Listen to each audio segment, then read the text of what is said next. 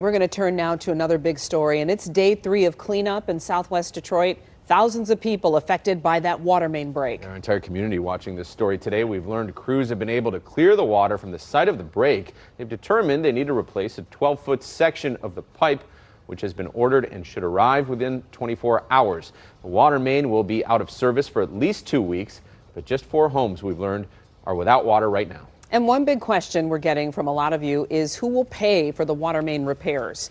Detroit Mayor Mike Duggan says Great Lakes Water Authority and Detroit Water and Sewerage Department will split the cost for the losses not covered by insurance. So that includes damaged appliances and personal belongings. We have team coverage, including the impact on people and how the city is handling this historic disaster, starting with 7 News Detroit reporter Darren Cunningham.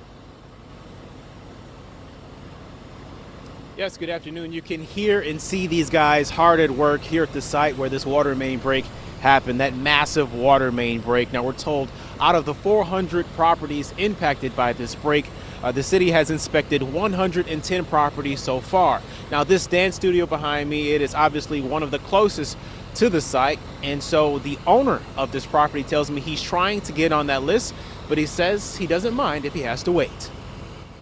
I'll be fine if I'm at the end of that list. Jaime Carrillo says he owns not 1 but 2 properties impacted by Monday's water main break.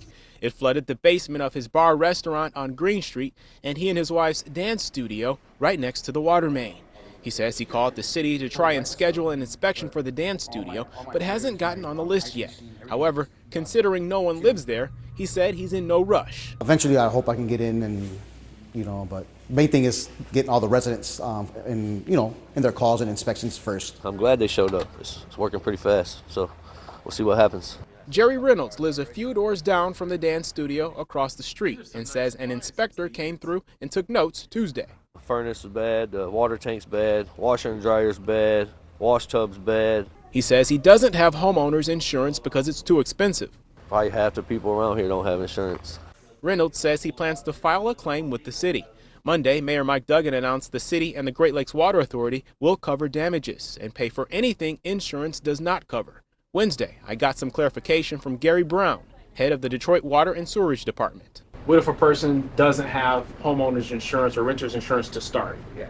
File your claim and we will make the necessary adjustments. I also asked him if a person does have insurance, will the city pay the deductible? File the claim and put the $250, whatever the deductible is in the claim, and we will have a third-party insurance adjuster work with the homeowner to make them whole.